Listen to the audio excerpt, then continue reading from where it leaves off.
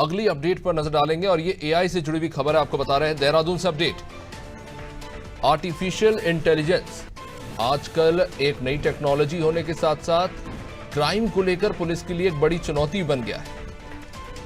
एक इस टेक्नोलॉजी से कहीं ना कहीं आउटडेटेड हो चुके इस टेक्नोलॉजी के बारे में इक्विप्ड नहीं होने के कारण एक समस्या खड़ी हो रही है पुलिस प्रशासन के लिए, और दूसरी तरफ कहना है एक टेक्नोलॉजिकल लिमिटेशन भी है जिसके कारण अब पुलिस को भी नए नए जो है संसाधन जुटाने पड़ रहे हैं इन पर नियंत्रण पाने के लिए। अब एआई की चुनौती से निपटने के लिए भी पुलिस अपनी रणनीति पर काम कर रही है।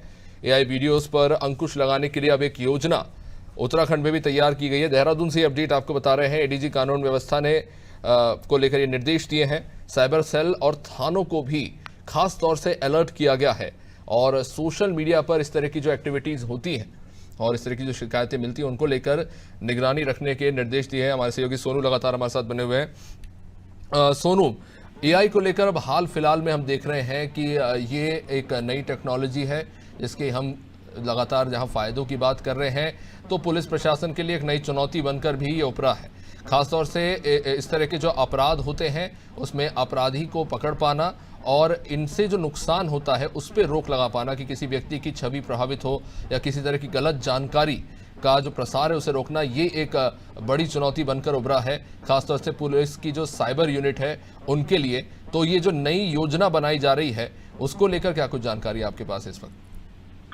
देखिए अभिषेक, लगातार पुलिस के लिए चुनौती बना हुआ है और कैसे पुलिस इस पर अंकुश लगा सकती है इसके लिए पुलिस एक रणनीति बना रही है। और इस रणनीति के तहत हम देखेंगे आने वाले समय में चुनावी प्रचार के दौरान भी किसी तरीके का जो है टेक्नोलॉजी का दुरुपयोग ना हो सके, इस पर भी अंकुश लगाने के लिए चाहे वो पुलिस के साइबर सेल हो चाहे वो साइबर थाने हो, वो 24 घंटे निगरानी रखेंगे। और इसके साथ साथ जो पड़ोसी क्षेत्र है उत्तराखंड के, जो पड़ोसी राज्य हैं या अंतर्राष्ट्रीय जो सीमाएं हैं, वहां पर जो दूसरे क्षेत्र अधिकार क्षेत्रों के जो पुलिस अधिकारी है उनसे एक बेहतर समन्वय स्थापित करने की भी कोशिश की जा रही है। और जो अधिकारी हैं, कर्मचारी हैं विभाग के, वो लगातार मॉनिटरिंग करेंगे। और इसके साथ साथ जो राष्ट्रीय स्तर पर इनकी कंट्रोलिंग अथॉरिटी है उनसे भी समन्वय स्थापित किया जा रहा है ताकि किसी भी वीडियो की वायरल होने के तत्काल बाद जो ब्लॉक है, उस सोशल मीडिया का जो अकाउंट है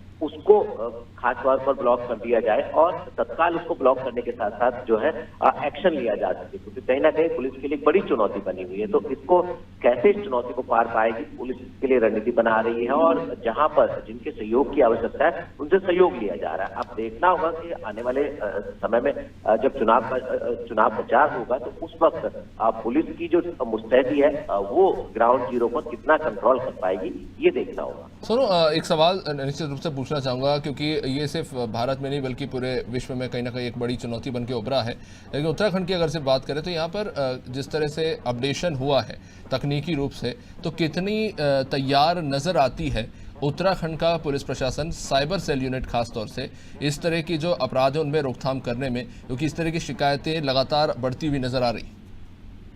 देखिए, उत्तराखंड का जो राजधानी का साइबर सेल है और जो साइबर थाने हैं आए दिन वो खुलासे करते रहते हैं कि जिस तरह से साइबर स्तर पे ठगी और अपराध का ग्राफ बढ़ रहा है उसको कैसे कंट्रोल किया जा सकता है। और इसमें जो एसटीएफ पुलिस की एक विंग है वो लगातार न सिर्फ उत्तराखंड से बल्कि बाहरी क्षेत्रों से भी इससे जुड़े जो अपराधी हैं उनकी धरपकड़ कर रही है और तमाम ऐसे केसों का खुलासा किया है जिसमें करोड़ों की धन संपत्ति के साथ फर्जीवाड़ा हुआ है और एसटीएफ ने बाद में उसका खुलासा किया है। तो लगातार कोशिश की जा रही है, लेकिन इस पर कितना कंट्रोल हो गया ये अपने आप में एक यक्ष प्रश्न है।